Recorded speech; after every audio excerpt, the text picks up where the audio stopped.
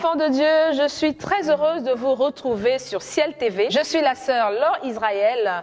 Je reçois aujourd'hui en exclusivité un homme, un grand homme. On va parler de son côté court, son côté jardin, le prophète Anne-Josaphat, des choses que vous n'avez jamais entendues. Qui est-il? Que fait-il? Et comment Dieu et pourquoi Dieu l'utilise puissamment? Bonsoir prophète Anne-Josaphat. Bonsoir. Très heureuse de vous retrouver sur ce plateau, dans cet entretien exclusif.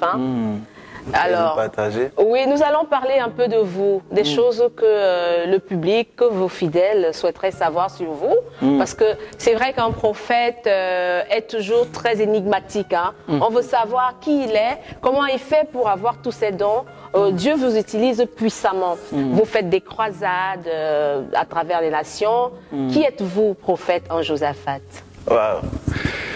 Je suis le prophète Anne-Josaphat, serviteur devant l'Éternel. Voilà.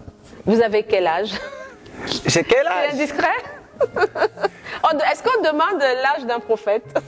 Est-ce qu'on demande l'âge d'un prophète? Je pense que oui, on demande l'âge d'un prophète, oui. Et je peux répondre sans faux fuyant que j'ai 2055 ans aujourd'hui. Waouh, dis donc. Parce que l'ancien des jours vit en moi. C'est une grande information. Non, mon âge, je ne divulgue presque jamais. D'accord. Oui. Alors, nous respectons. Et comment avez-vous rencontré Dieu? Comment j'ai rencontré Dieu? Je peux dire que je connais Dieu depuis ma tendre enfance. Parce que Dieu s'est révélé à moi depuis que je suis petit. Je suis né dans une famille chrétienne. Mes parents chrétiens et tout ça. Et puis, c'est comme ça que j'ai commencé.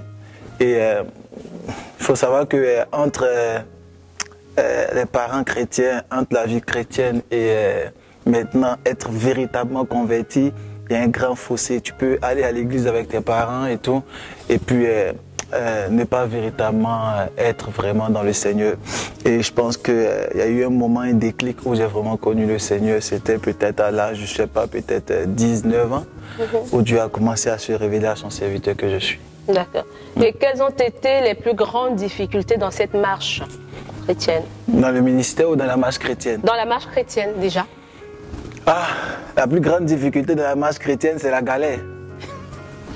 La galère financière. C'est la galère financière, psychologique, morale. Je pense que c'est les temps d'épreuve. Ce qu'on appelle généralement dans le milieu chrétien le désert. Vous voyez?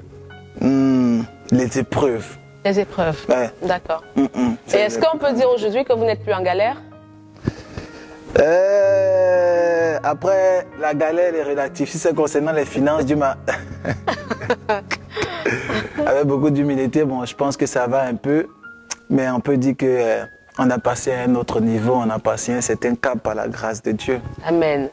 Et dans le ministère, quelles sont les difficultés? Les difficultés liées au ministère, bon... il y en a plein. Et je peux dire que le ministère, vraiment, l'œuvre de Dieu est remplie de beaucoup de difficultés, beaucoup d'épreuves, beaucoup de combats.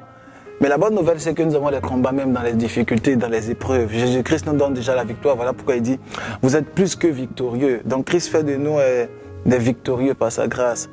Pour dire les difficultés dans le ministère, c'est généralement des fils et des filles qui sont déloyaux. Voyez, ça, c'est l'une des choses que je retrouve beaucoup dans le ministère.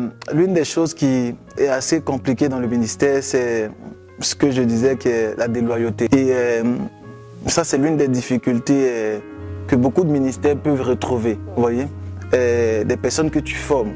Tu vois, des personnes dont tu t'investis spirituellement, psychologiquement. Parce que beaucoup de personnes ne savent pas que les hommes de Dieu, à part d'être des hommes de Dieu, ils sont hommes de Dieu. Hommes de Dieu. Donc, la dimension homme fait des sacrifices pour être de Dieu. Donc, vous investissez sur des personnes spirituellement, psychologiquement, afin qu'ils puissent atteindre un certain niveau et demain, ils deviennent des loyaux. Ça, c'est l'une des choses, l'une des difficultés que je retrouve généralement dans le ministère. Et la deuxième des choses qu'on retrouve généralement aussi dans le ministère, c'est la constance. Vous voyez, la constance. Il est très important d'être constant dans les choses de Dieu. Et rapidement, tu peux monter.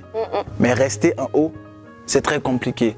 Et par la grâce de Dieu, nous efforçons de pouvoir atteindre et rester à un bon niveau spirituel par la grâce de Dieu afin de pouvoir gagner le maximum de personnes à Jésus-Christ et sauver le maximum de personnes à Christ. Très bien. Cette réponse m'amène à poser une question sur le combat, le plus grand combat d'un prophète. Waouh! En tant que prophète, pas en tant qu'homme de Dieu, vraiment en tant que prophète. En tant que prophète. De façon spécifique, le plus grand combat d'un prophète, je pense surtout, c'est de pouvoir entendre la voix de Dieu. D'accord. Parce que en tant que prophète, beaucoup de personnes diront « Waouh, j'entends la voix de Dieu, oui, je vois, j'ai des visions. » Mais le plus gros combat d'un homme de Dieu, d'un prophète, c'est d'entendre la voix de Dieu. Pourquoi? Parce qu'on a tellement d'influence à gauche et à droite, dans tes deux oreilles, dans ton esprit, dans tes yeux, par l'odorat, par le toucher. Il y a tellement de choses qui rentrent. Aujourd'hui encore, j'ai eu une vision et dans la vision, je voyais des hommes mais avec des pattes. Oui. Des hommes qui étaient arrêtés, transparents, mais ils avaient des pattes. Vous voyez? Donc, tu as tellement de visions et donc du coup, comment faire pour discerner la voix de Dieu, la pensée de Dieu? Et quelle est la pensée de Dieu par rapport à telle? Et quelle est la divinité de Dieu par rapport à ça? Quelle est la pensée? Et c'est très, très, très compliqué. Et pour ma part, je pense que c'est l'une des grandes difficultés qu'un prophète peut avoir. Et ces hommes que vous voyez avec des pattes, c'était pas de Dieu en fait? C'était pas une vision de Dieu? C'est ce que vous voulez dire? C'est une vision de Dieu, mais qui me donne un message. Oui. C'est un message codé. Oui. Et généralement, si tu n'as pas le code, c'est difficile. Oui. Quelqu'un peut venir vers toi pour dire homme de Dieu, j'ai une vision et j'ai eu ça. Il faut avoir le code pour déchiffrer la vision. Oui. Si tu te trompes dans le déchiffrage, dans le décryptage de la vision, tu mets la personne en erreur. Et la vision se déstabilise et tout va en vrille. Vous voyez? Dieu parle à Pharaon et Dieu donne une vision à Pharaon. Il voit 7 vaches. Vous voyez? 7 vaches grasses. Et après, il voit 7 vaches maigres. Et Pharaon est tellement choqué, Pharaon ne connaît pas la vision. Il ne sait pas ce que cela signifie. Et c'est Joseph dans la prison qui vient pour révéler la vision. Pourtant, il y avait les chatrapes, il y avait les mages qui étaient à côté, mais ces mages-là ne connaissaient pas la vision. Vous voyez? Imaginez-vous une seule seconde si Joseph arrive et Joseph n'arrive pas à interpréter comme il faut. Et Joseph disait que les sept vaches grasses étaient le symbole de la gloire et les 7 vaches maigres étaient le symbole de la mort du roi. Qui 7 ans après, le roi va mourir. Oui. Ça serait très compliqué, ça serait catastrophique. Mais parce qu'il avait l'interprétation juste par l'Esprit de Dieu, il a su comment redresser l'économie égyptienne et le mettre à un haut niveau. Vous voyez? Donc c'est très très important. Donc il y a tellement de vibes, il y a tellement de mouvances, il y a tellement... Donc toutes ces choses-là, pour ma part, je pense que c'est la plus grande des difficultés pour un homme de Dieu, pour un prophète surtout. Mais par la grâce de Dieu, quand tu es intime à Dieu, Dieu te permet de pouvoir toujours avoir la bonne interprétation. Justement. D'accord. Et un conseil pour ceux qui aimeraient rentrer dans le ministère? Ceux qui hésitent à faire l'œuvre de Dieu. Ah, ceux qui hésitent, je pense qu'ils ne sont pas encore prêts. Parce que quand tu fais l'œuvre de Dieu, tu ne peux pas hésiter. La Bible dit, maudit soit celui qui met à la main la charrue et qui retourne en arrière. Je dis ça dans mes propres mots. Parce que tu ne peux pas hésiter pour faire l'œuvre de Dieu. Il faut que tu te lances, il faut. Et les personnes qui se disent en eux-mêmes qu'ils ne sont pas encore capables, ils ne sont pas capables. Parce qu'il y a beaucoup de personnes qui se disent en eux-mêmes, je ne suis pas apte à le faire. Est-ce que je suis capable? Est-ce que c'est moi que Dieu a choisi? Est-ce que vraiment j'ai cette capacité de le faire? Ces personnes-là, j'aimerais vous dire que nous étions comme ça hier. Et vous êtes comme ça aujourd'hui? Et je suis comme ça aujourd'hui. Hier, je me disais à moi-même, est-ce que je peux parler devant au moins 5 personnes? Est-ce que je pourrais tenir le micro? Est-ce que je pourrais parler de façon... Je me posais toutes ces questions. Aujourd'hui, je suis à l'aise avec la caméra, je suis à l'aise en face de toi, je suis à l'aise, je suis tranquille. Dans une assemblée, vous êtes un peu trop à l'aise même. Voilà. Vous êtes très pertinent, très percutant et très charismatique. C'est la grâce de Dieu. Je pense que lance-toi, vas-y, et puis tu verras qu'au fur et à mesure que tu mets les pas, Dieu a fait mis les pas. Oui. Voilà, un bon entendeur. Alors, c'est un secret de Polichinelle. On sait que le prophète est un ancien footballeur. Est-ce que vous faites toujours du football? Ou alors, si vous n'en faites plus, que faites-vous en dehors du ministère? Qu'est-ce que je fais en dehors du ministère? Bon, je continue le football. Oui. Mais je continue le football en tant que footballeur amateur. Je suis dans un club de, je pense, 7e division. 7e division française. D'accord. Bon, c'est juste pour... Comme on dit en Côte d'Ivoire, c'est pour le dimanche. Pour entretenir un peu cet hobby-là. c'est pour la forme, c'est pour entretenir, pour ne pas qu'après le prophète devienne trop gros et tout ça, voilà. Donc c'est surtout pour ça. Mais le football, c'est ma passion, donc je continue. Après, je peux faire aussi des abdos à la maison et tout ça. Bon, pour m'occuper, moi, je m'occupe pas trop. Hein. Je m'occupe généralement dans le sport et puis voilà. D'accord, merci. Et quel a été le plus gros sacrifice que le prophète a fait? D'avoir abandonné le football pour le Seigneur. Pour le Seigneur. Je pense que ça, c'est le plus gros sacrifice. Oui. C'est le plus gros, c'est le plus gros. Parce qu'au jour d'aujourd'hui, quand je regarde les autres en train de jouer, je dis, ah, je pouvais être là-bas en train de jouer aussi, hein, moi. Nous avons vu sur la page Facebook, hein, vous étiez très actifs. Voilà. Pendant le match entre le Brésil et le Cameroun, oui, voilà, vous avez fait un live sur Facebook. Oui, c'est ça, c'est ça. Moi, j'aime beaucoup le football, j'aime beaucoup le sport. Je pense que c'est ma deuxième passion. À côté de cela, j'aime aussi la cuisine. Ah, vous faites la cuisine? Bon, je ne sais pas faire, mais j'aime la cuisine. Quelle cuisine? Ivoirienne, camerounaise, française, italienne, américaine? En gros, bon, ça c'est un secret, c'est inédit. C'est inédit. C'est inédit. Je pense que beaucoup de personnes ne le savaient pas, mais moi je devais être cuisinier.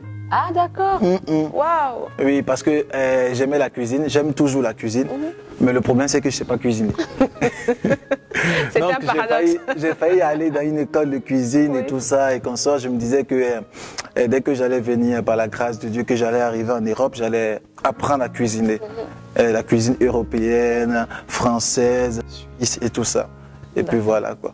De même au jour d'aujourd'hui, j'aime cuisiner moi seul. Ah, vous faites de temps en temps de petits plats? J'apprends. D'accord. Et une dernière question. Une dernière question. Oui, elle est vraiment très intime. Vous êtes marié? Vous ne portez pas d'alliance. Les fidèles aimeraient savoir si vous êtes marié. Les fidèles aimeraient savoir que je suis marié. Oui. Joker. Joker. Bon. À suivre. À suivre, Joker. À suivre. Ok, très bien, chers auditeurs, chers enfants de Dieu, chers frères et sœurs. Nous avons écouté en exclusivité le prophète Ange-Josaphat qui nous a relaté des choses sur son côté jardin, son côté court. J'espère que vous avez appris pas mal de choses. C'est vrai, il ne nous a pas dit les choses qu'on attendait vraiment le plus. Qu'est-ce que vous attendez le plus? Je ne sais pas. Les fidèles le diront après avoir regardé cette vidéo. Amen, laissez le commentaire. Ils laisseront des commentaires sur Facebook, sur Ciel TV et sur la page personnelle du prophète Ange-Josaphat, sur Facebook, sur YouTube, sur tous les réseaux sociaux. Et surtout, n'oubliez pas de venir à l'église dimanche au 93 rue de Stalingrad à Montreuil, en région parisienne. Si vous êtes en France, si vous êtes en Belgique, si vous êtes à Bruxelles, partout, venez, venez, ça vous fera beaucoup de bien. Je peux le témoigner. Amen. Merci prophète. Amen. Vous avez quelque chose à rajouter? Ce que je peux dire, c'est que le Dieu que nous prions est un Dieu de grâce, un Dieu de puissance, un Dieu d'autorité. Il est capable de changer ta vie et changer ta destinée. Ne te dis pas en toi-même que au jour d'aujourd'hui, tu traverses des difficultés, des problèmes, donc dû à cela, tu ne peux pas véritablement marcher avec Christ ou donner ta vie à Christ. Hier, nous étions comme ça également et c'était encore plus compliqué pour nous hier, mais aujourd'hui, Dieu fait grâce et nous essayons de pouvoir atteindre un haut niveau. Donc si moi j'ai pu le faire, je pense que toi tu peux le faire. Tu peux atteindre un très grand niveau, un haut niveau pour la gloire de Dieu.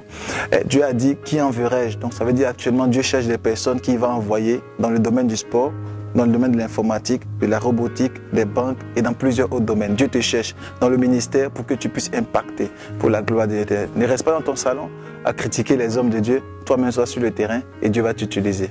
May God bless you. Amen. Au revoir. Merci, prophète. Merci à vous, chers frères et sœurs, chers téléspectateurs de Ciel TV. Amen. Au revoir. Dieu vous bénisse.